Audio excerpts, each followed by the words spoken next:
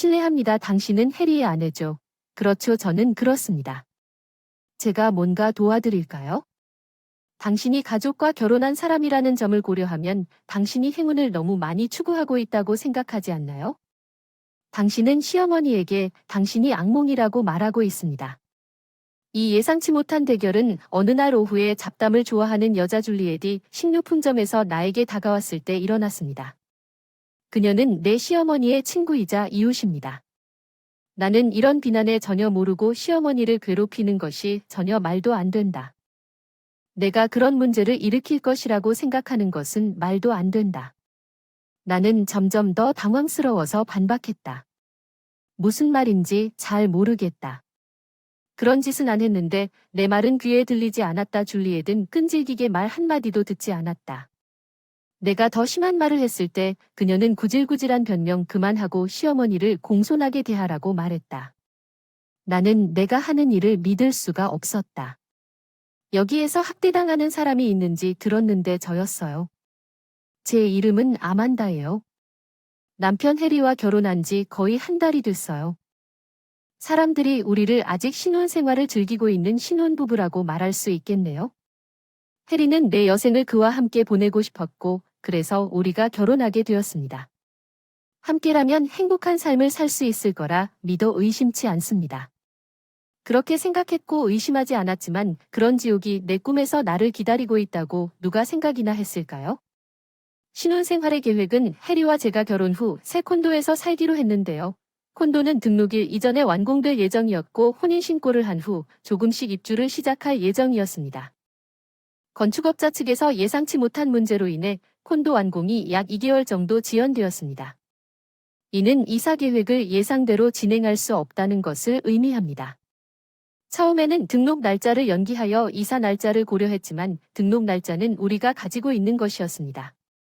선택한 날은 5년 연애 기념일이었는데 우리 둘 다 그날 등록하는 것에 대해 꽤 단호했지만 이미 이전 집 계약이 해지되었고 이달 말까지 이사해야 했고 그 집을 떠난 후 거기에 있을 것입니다. 살 곳이 없자 해리가 잠시 동안 부모님과 함께 살자고 제안했다. 내 고향은 먼 시골 지역에 있어서 그곳에서 직장으로 통근하는 것은 불가능했지만 해리 부모님 집은 우리 직장과 비교적 가까웠기 때문에 출퇴근은 별 문제 없을 것 같았지만 처음에는 망설였죠. 정말 선택의 여지가 없다는 걸 깨달았어요. 새 콘도로 이사하려면 이제 몇 달밖에 안 남았다고 생각했어요. 우리는 상황을 논의하기 위해 해리의 부모님 집에 갔다.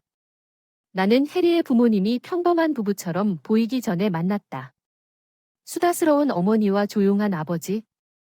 나는 그들이 살 수 없을 것 같은 곳, 어디에서나 찾을 수 있는 평범한 부부인 줄 알았다. 그들과 함께라면 일시적이라도 심각한 갈등이 생길 수 있습니다. 우리가 도착했을 때 나는 그것에 대해 매우 가벼운 태도를 취했습니다. 해리의 어머니는 미소로 우리에게 인사했습니다. 환영합니다. 아만다 해리 들어오세요. 그녀는 잡담을 나눈 후 우리에게 차와 많은 간식을 제공한다고 말했습니다. 무슨 일인지 의논할 게 있다고 하더군요. 해리와 나는 그의 부모에게 시선을 돌렸고 그가 말했습니다. 엄마 아빠 이렇게 물어봐서 미안하지만 우리 여기서 잠시 살아도 될까요? 해리의 엄마 아빠 모두 놀란 표정을 지었어요. 너희들은 새 집을 찾았는데 그의 아버지가 우리가 이사하기로 한 콘도 건축이 늦어지라고 요청했어. 우리는 이미 오래된 집을 포기했기 때문에 약 2달 동안 머물 곳이 필요하다. 해리가 어머니의 눈이 빛나고 설명했다. 그럼 동거한다는 뜻인데 그 반응에 괜히 불안한 마음이 들었지만 어차피 같이 살 거니까 잠깐이라도 너랑 같이 있으면 괜찮겠느냐고 했어. 나는 잠시 물었고 해리의 어머니는 당연히 활발할 것이라고 힘차게 고개를 끄덕였고 나는 활짝 웃으며 환영한다. 일반적으로 아내의 의견에 반대하지 않는 해리의 아버지는 이제 문제가 해결되었으니 괜찮다면 동의해 주었다. 시어머니가 혼자 열심히 신 것 같다며 방 청소를 시작해야겠어요. 솔직히 동거에 대한 열의가 조금은 차이를 느꼈지만 오히려 살 곳을 마련해줘서 감사하다고 생각했어요. 며칠 후 해리와 나는 결혼하여 그의 부모님 집으로 이사한 날 우리를 따뜻하게 맞이해준 시어머니께 어떻게 감사를 표할지 모릅니다. 그날 그의 어머니는 우리를 위해 해리가 가장 좋아하는 성대한 잔치를 준비했고 그는 솔직히 말해서 너무 맛있다고 얼굴을 찌푸리고 있었어. 내가 만든 음식에 대해 거의 칭찬을 안 해서 조금 충격을 받았지만 해리의 미소를 보니 왠지 안심이 됐어. 아만다, 이제 엄마가 고맙다고 하신 만큼 너희 가족도 먹게 된 것 같아. 나는 시어머니가 주신 맛있는 음식을 마음껏 즐겼다고 말하고 해리와 나를 위해 별도의 방을 마련해 주었고, 그날 퇴원한 이후로 우리는 따로 자기로 결정했지만 다음날 아침 시어머니의 목소리에 잠에서 깼다. 쉬는 날 어리둥절한 표정을 짓자 멍 때리지 말라고 일어나 너 오늘부터 아침 식사는 너가 담당해. 알았어. 그런데 우리가 집안일을 분담할 줄 알았는데 초조하게 이 말을 했더니 웃었다. 야, 뭔 말도 안 되는 소리야. 여기 사는 동안 허드렛일을 같이 하겠다고 해서 날 웃기지 마. 빨리 그 사람이 방을 나갔다고. 그 순간 왜 그 사람이 해리 방과 내 방을 분리했는지 난 내가 힘든 줄 알았어. 그 이후로 태도는 더 나빠지기만 했고 나를 이렇게 따뜻하게 맞아주던 그녀는 어디로 갔나. 성격이 너무 변해서 내가 새벽 5시가 조금 넘어서 일어나면 어떨까 하는 생각이 들었다. 그녀는 나를 꾸짖었다. 아내가 집안일에 대해 뭔가 마음에 들지 않으면 당신이 떠나도 괜찮을 것입니다. 내가 그랬던 것처럼 그녀는 당신이 일을 하는 방식에 대해 말할 것입니다. 당신은 전혀 교육을 받지 못했습니다. 얼굴을 보고 싶습니다. 내 부모님은 심지어 우리 부모님까지 무시했다고 했고, 게다가 해리가 없을 때만 나한테 그런 비꼬는 말만 했다고 했어. 그녀는 나에게 지나치게 친절할 텐데 나는 더 이상 참을 수가 없어서 그와 이야기하기로 했어. 해리, 그건 그렇고 내 엄마는 계속 비웃는 말을 하는데 내가 엄마가 이런 비웃음을 말하면 엄마는 내가 너를 자기 딸이라고 생각하는 걸 지나치게 걱정하는 게 분명해. 해리는 웃어도 어떻게든 심각하게 걱정돼. 나는 그에게 이런 말을 여러 번 했습니다. 해리는 저를 진지하게 받아들이지 않았고 그는 항상 엄마가 걱정할 뿐이라고 말하면서 대화를 끝냈습니다. 잘 지내도록 노력하세요. 그는 우리가 결혼한 지 한 달도 안 됐다고 말한 후 곤란한 표정을 지었습니다. 해리와의 신혼생활이 너무 절실했던 상황이었는데 그 사건이 일어나서 매일 시어머니에게 놀림과 억압을 당하는 상황이었죠. 쇼핑 시간은 한계에 다다랐던 나에게 가장 행복한 시간이었습니다. 오늘도 쉬는 날이라 시어머니가 시키는 일을 다 끝내고 쇼핑을 마치고 장을 보러 갔다. 시어머니가 달라고 한 것을 사러 마트에 갔는데 누가 말을 걸었다. 무지하다고 속이는 건 좋지 않아. 넌 매일 시어머니에게 집안일을 떠맡기고 동네에서 욕하고 씩씩대잖아. 그 아저씨가 그런 말도 안 되는 말을 잠깐만 참아라. 난 집안일을 아무에게도 떠맡기지도 않고 게다가 누구에게도 욕하지도 않아. 내가 신나서 그러는데 그 쇼핑백에 뭐가 들어있냐는 말은 그 사람이 내 쇼핑백을 가리키며 노려보면서 말한 것과 같지 않나요?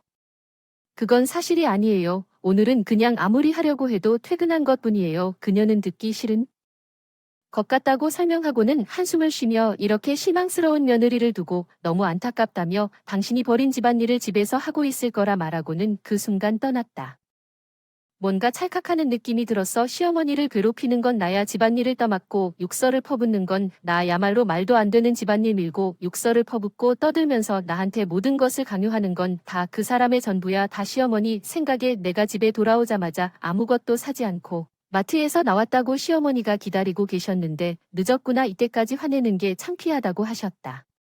시간은 아직 오후 6시 전이었다. 보복하고 싶었지만 화를 참으며 미안하다고 대답했다가 일부러 한숨을 쉬며 내가 달라고 한 건 받았느냐고 미안하다고 급히 집으로 달려가서 대답하자 화를 내며 얼굴이 빨개졌다. 그만 좀 그만둬. 진짜 쓸모없는 며느리라고 몇 번이나 말해야 하냐. 실망스러운 며느리야. 아들의 아내라니 부끄러워. 그 순간 그녀가 나에게 소리를 질렀어. 나는 그녀에게 미소를 지을 거야. 끝. 내가 방해했어. 아, 그건 불가능해. 결국 집안일을 너에게 떠맡겨야 해. 뭐야. 예상대로 그녀는 놀란 표정으로 나를 쳐다보며 무슨 말을 하는 거야. 무슨 말을 하는 건 너가 아니라고 한 거야. 내가 집안일을 내게 떠맡긴다고 하던데 내 말을 이해하지 못해 당황한 것 같아서 그 사람을 위해 자세히 설명해줬어. 오늘 마트에서 내 친구가 오더니 내가 밀고 있다고 해서 집안일을 욕하고 떠들고 있으니 나도 내가 말하는 며느리 같은 사람이 되어야겠다고 생각했는데 웃으면서 그녀는 당황하기 시작해서 말하고 싶은 듯 입을 열었다 닫았다 했다. 뭔가 엄마라는 단어를 찾을 수 없어서 그래. 우리가 함께 살 수 있는 시간이 얼마 남지 않았지만 그동안 나는 집안일도 안 하고 욕도 할 거야. 쉬는 날엔 활동이 많아서 이해해줘. 난 그대로 방으로 올라갔고 그녀는 여전히 놀라서 서 있었어. 평소 잔소리를 많이 하는 시어머니를 오랜만에 이겨본 게 처음이었어. 해리가 퇴근하고 내 방으로 들어왔어. 아만다 엄마한테 뭐라고 말했어. 엄마는 내가 그렇게 터무니없는 말로 자기를 괴롭혔다며 울 것 같아 보여. 난 그 후에도 오늘 일어난 모든 일을 그 사람이 납득할 수 없다는 표정으로 얘기했어. 내가 말한 모든 것에도 불구하고 내가 아직도 내 엄마 편에 서고 있다면 우리가 이대로는 못할 것 같아. 만약 그녀가 내게 그렇게 중요하다면 너는 그냥 이 집에서 영원히 엄마와 함께 사는 게 어때? 해리는 내가 이혼까지 고려하고 있다는 걸 눈치채고 바로 사과했다. 최근까지만 해도 이대로 계속 동거해도 괜찮을 것 같다는 무심코 제안을 했었는데 상황이 너무 안 좋아져서 예정된 이사날에 이사하겠다고 약속했다. 이 사건 이후로 위태로워졌고 이사를 가면서 우리는 시댁 식구들과 가능한 한거의 관계를 맺지 않을 것이고 만약 무슨 일이 생기면 해리는 시어머니가 다시 나를 괴롭히면 즉시 이혼하겠다고 했을 것입니다. 순조롭게 프러포즈를 하고 콘도가 완성되기도 전에 최대한 빨리 이사 준비를 시작했는데 약속대로 시어머니는 정말 이사 나가는 거냐며 그 여자에게 속고 있는 거라며 몇 번 말리려고 했지만 돈은 제대로 내지 못했다. 그녀는 반대로 그는 그녀에게 분명히 말했습니다. 나는 아만다에게서 모든 것을 들었습니다. 제발 우리 삶에서 벗어나십시오. 그는 분명히 말했습니다. 돌이켜보면 그가 내 우려를 진지하게 받아들이고 처음부터 해결했으면 좋았을 텐데 그렇게 해주셔서 감사합니다. 그의 태도가 바뀌자 이제 이혼에 대한 생각이 떠올랐지만 그와 함께 있을 수 있는 것보다 더 좋은 것은 없습니다. 해리와 나는 이사를 마치고 우리의 진정한 메리의 삶이 시작되었습니다. 시어머니는 여전히 해리에게 연락을 시도하지만 그 사람은 그녀를 무시하는 것은 아마도 나에 대해 상당한 죄책감을 느낄 것입니다. 엄마가 당신에게 무슨 말을 하면 즉시 알려주세요. 어떤 사람들은 그를 편리하게 자신의 태도를 바꾸는 남편으로 볼 수도 있지만 나에게는 그 사람이 나의 유일한 사랑하는 사람이라고 말했습니다. 나에게는 충분하다.